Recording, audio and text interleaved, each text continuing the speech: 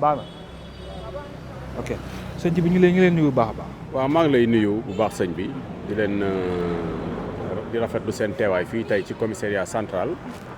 di am mbégte lool si jàkkaarloog yéen wala di xaar ngeen laaj ñu waxtaan si li nga xam ne mooy xew-xewu bés bi. lan nga mën a wax ci ki nga xam moo tax muy Abdou Nguer ban heure la fi ñëw. et ban état d'esprit nga ko gisee waate. waaw xam nga tey dañ fi ñëw si wàllub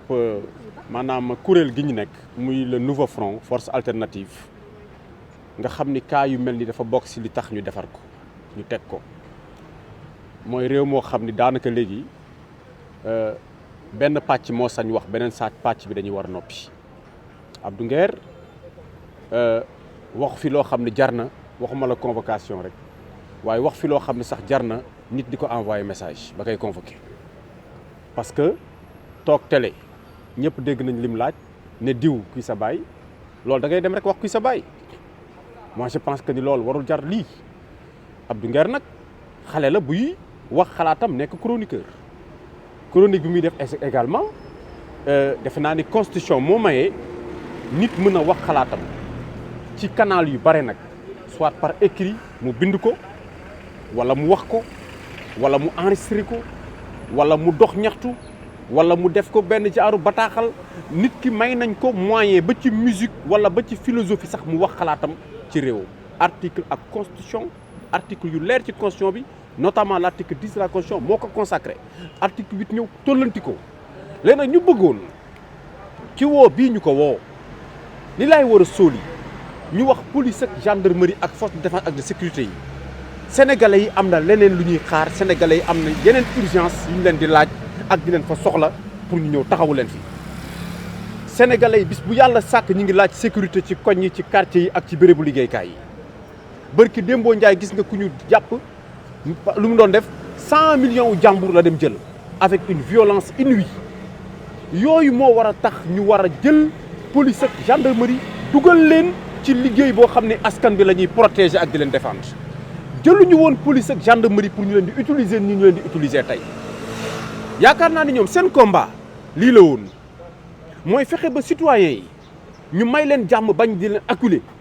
tey xoolal sénégalais li ñuy dund pression ci journalistes yi yéen a ngi nii ñi ci sañ wax barewul wala bu ngeen di wax seen ay biir rédaction ngeen di fay seen ay micro wax ku ci wax ñu woo la pression si liggéeykat yi menace dàq pression ci homme politique yi kenn sañ ta opposé Ousmane Sonko kenn sañ ta wax Ousmane Sonko ku ko tudd ñu faagaagal la pression ci chroniqueur yi ku toog ak ñoom débat ñu xam ni débat bi yëkkati na leen ba ci kaw dóor leen ci suuf débat bi neexul si ñoom ka leen toroxal ci débat bi dañ lay jéem a toroxal ci wàllum justice mooy ni ñuy jéem a def Badara Gadiaga te duñ ko bàyyi duñ ko seetaan pression ci képp koo xam ne tey jii acteur économique nga di liggéey nekk homme d'affaires fexe nañu faagaagal la dugal la kaso yàq sa activité téye la on met la pression sur tout le monde léegi Ousmane Sonko lan la bëgg la mu waxoon nag la mu waxoon yéen ngeen di presse di seede ñun ñu dem ba Nations Unies porté ko plainte ci loolu mu waxoon ne Sénégal ak yeneen dëkk yi nga xam ne tey jii ñoo nekk ci àdduna bi la tax dëkk yooyu développé mooy dañoo wàññi liberté yi si loolu la nekk nii. lii ñu gis jéem a fexe ba nit ñi ragal ko doot ñu wax la Ousmane Sonko nekk lii kese la parce que Azoura Fall dañ koy yónni pour mu jéem a noppiloo benn voix boo xam ni jamono jii ñu toll nii Abdou Nguer da leen tëj. kan moo yónni Azoura. waaw xanaa ñoom Pastef ñoo yónni Azoura parce que lu tax ñu yónni ko mooy plainte dof yii boo bàyyee nit di ko def ci parti naan da koy def di ko defal nit nga xam ni c'est ridicule Abdou Nguer noo ko mën a jàppee ci sa ana kuy sa baay ma ne parce que lu tax amul droit porter plainte les plaintes day am motivation bu sérieuse dañ lay saaga wala ñu dóor la wala ñu sàcc la wala ñu def la loo xam war ñu la ko def waaye yow kuy sa baay nga porter plainte ak ni mu ko waxee. ma ne dama ne wax na fi moom Azoura président de la République taggal ko ndey benn journaliste waxu si dëkk bi soit dañ koy waxante dëgg wala ñu toog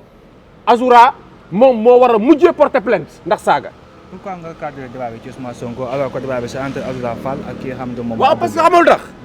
parce que Ousmane Sonko dafa diggee woon Sénégal boo xam ni justice bi day indépendante ñun ñi nga xam ne tey dañuy politique ak ñi nga xam ne tey ànduñoo ak moom ñoom nañ leen doon jàppee mu ne loolu du woon yoon parce que loo wax dugg kaso mu nekkoon seen combat ñu woote fii jam ñaajo ak jomaay woote fii jam ñaajo ñoom ñëpp dem def fa ay conclusion ne daañu fexe ba justice bi na mu daan demee doot ko demee tey la justice bi gën a pire lii ak Macky Sall li mu doon def lan mooy différence bi ma ne problème ñaari citoyen yàgg na fi te bu problème ñaari citoyen amee état dugg ci dañ koy wax loolu mooy dëgg Azoura Fall amul dara lu ko may muy porter nit plainte si ay lan kuy sa baay loolu bu amee c'est parce que dëkk bi moo amul yoon. mais Azoura am na droit porter plainte tamit. état ah. waaw mais xam nga politique lu tax mu rax si parce que yow boo demee ba nga xam ne yow ki ngay jàpp ne yow moom mooy sa adversaire wax jim la wax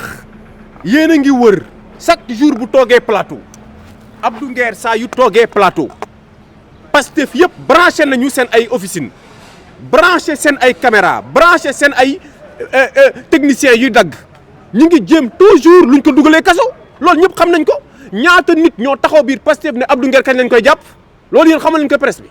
xanaa ñun citoyen simple yi gën waruñu leen ëpp information man ñaata message la ma Abdou Nguer envoyé ne ma xoolal kii di laaj ñu dugal ma kaso te Pastef la bokk ngeen ne politique amu ci ngeen ne politique loolu amu ci parti buy taxaw naan kañ la ñuy jàpp diw te saa taxawal te saa ñu waxee kañ la ñuy jàpp diw buñ ci tegee ñetti fan diw googu dugg kaso Farba Ngom kañ lañ koy jàpp ñu jàpp Farba Lat Diop kañ lañ koy jàpp ñu jàpp Farba keneen ak keneen fan lañ koy jàpp ñu jàpp Farba waaw loolu tam bu dalee Abdou Nguer ñun duñu jaaxle ah ma ne fii lépp mën naa ne réew Ousmane Sonko lépp mën naa ne parce que jàpp nañ fi nit ne corruption lañ ko jiiñ nit dem toog ka ko jiiñ corruption jaar aéroport tukki moom ñu jàpp ko tëj ci kaso bi barki démb ñaari kamay liberté provisoire kon ku la wax ne la mënoo dugg kaso da lay nax fii droit amu fi. moom Abdou Nguer dem gis na ko ci benn plateau mu daan ni soxla benn avocat te tey gis na ko mu ànd ak benn waaw xam nga lu doon loolu waxam la rek Abdou Nguer bu taxawee ni soxla ma avocat fii tam may na ko loolu mais droit dafa am nu muy doxee parce que Abdou Nguer du juriste Abdou Nguer même bu amul avocat yi ni ma leen xamee ñuy ay droit de l'homme lu si ëpp si ñoom nekk ay humaniste avocat yi bu gisee cas bu mel nii xam lii yoot xale bi avocat dina am bu dee 100 avocat am Sénégal dana si am sax kenn koo xam ne ragal na yàlla ñëw jàppale ko taxawu ko non lu si mënti am rek avocat moom rôle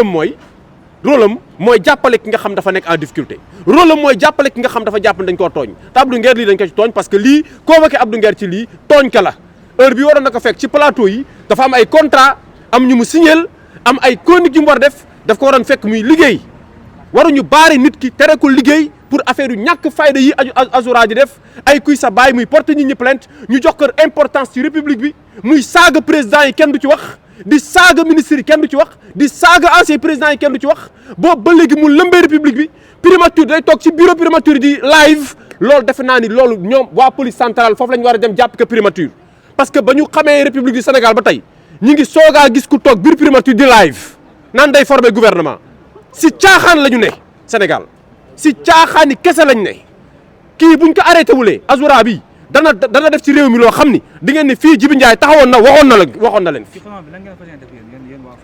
Abdou Nguer mii de duñu bàyyi ñu koy dugal kaso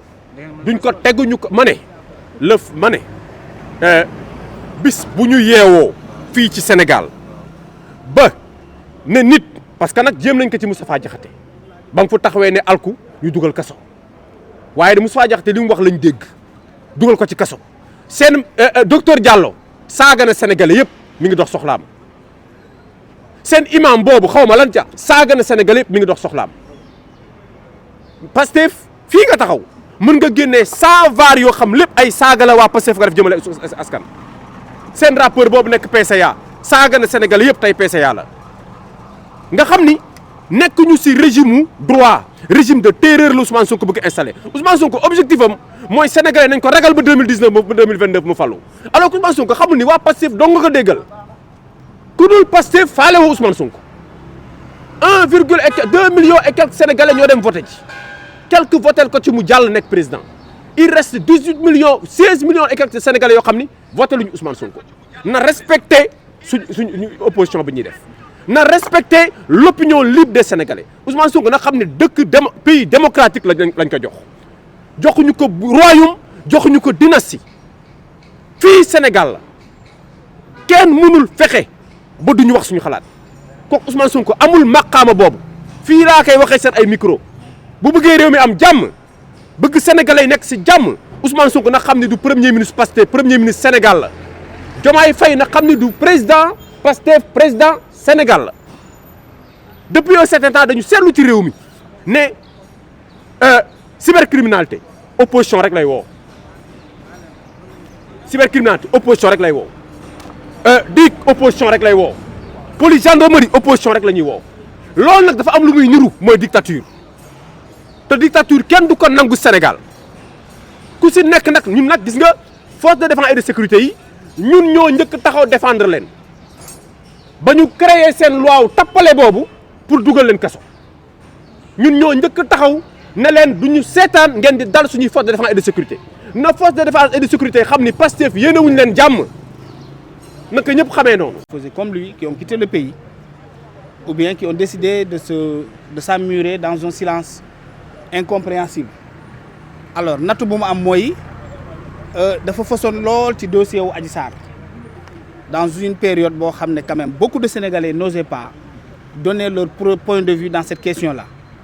mu fos ci guddi fos ci bëccëg wane ci fulla ak fayda taxaw jàmmarloo ak ñoom ba li am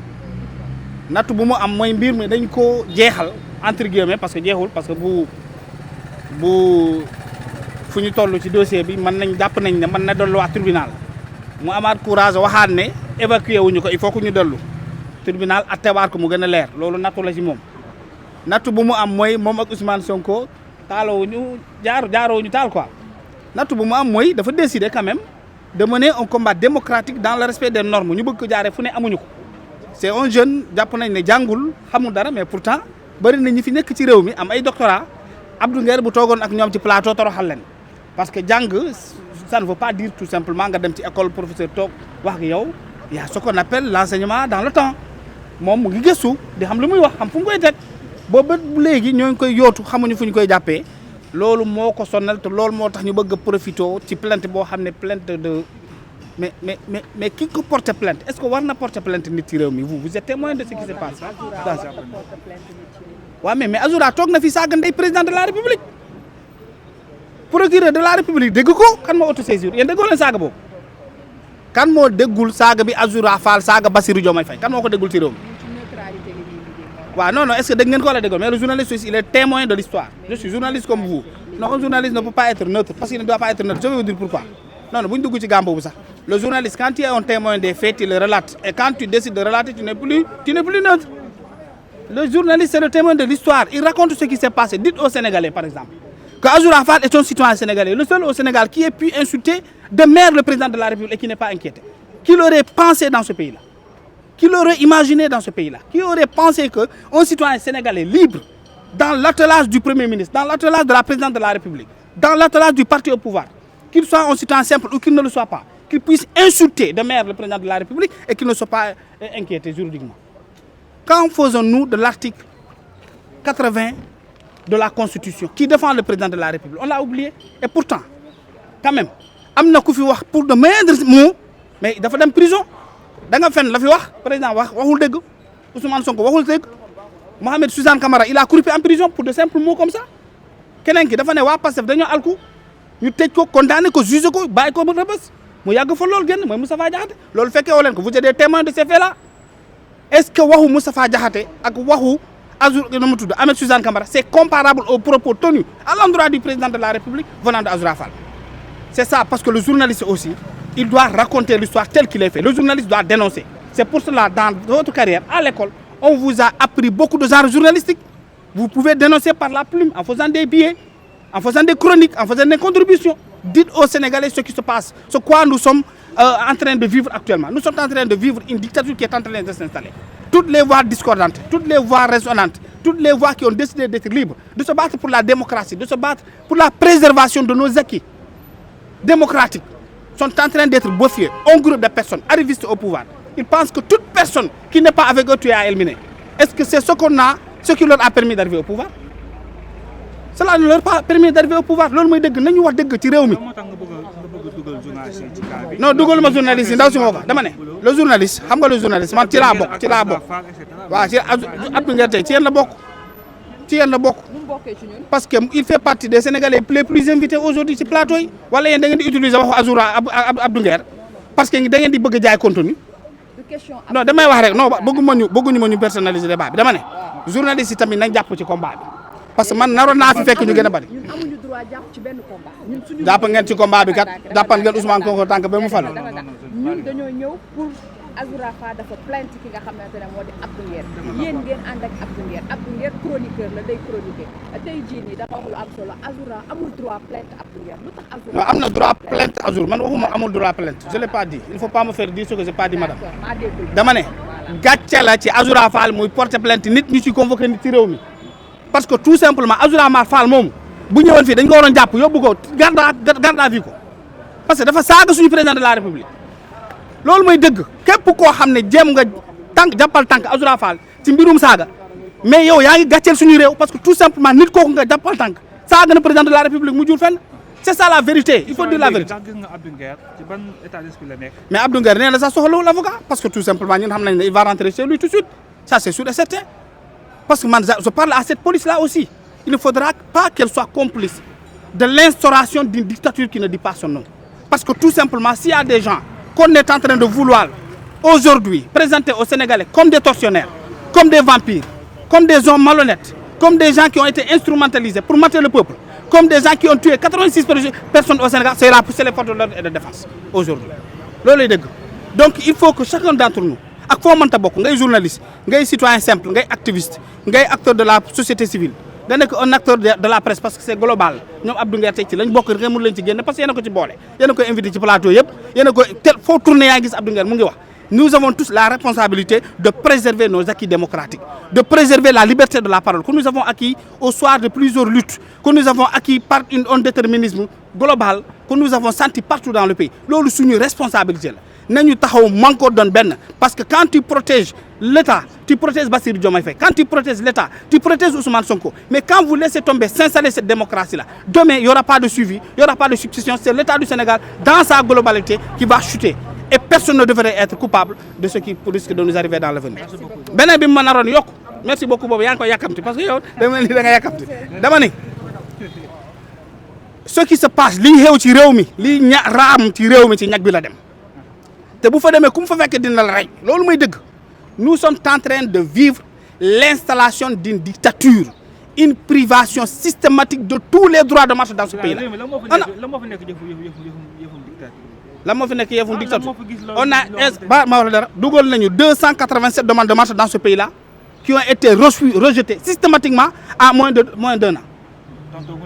286 demandes de marche comment est-ce que vous qualifiez cela ñi falu fii tey du loolu lañ doon dénoncé dem quand les gens n'ont pas la possibilité de dire ce qui leur ne plaît pas dans la rue publique comment est-ce que vous qualifiez cela quand les gens ne peuvent pas se réunir ici ils vont tous nous trouver ici pour nous dire dégagez vous pensez comment est-ce que vous pouvez qualifier cela non mais ñun suñu marche ñu refusé ko ñu ñàkk ko refusé ñun dinañ marche ma xamal leen ko nag tey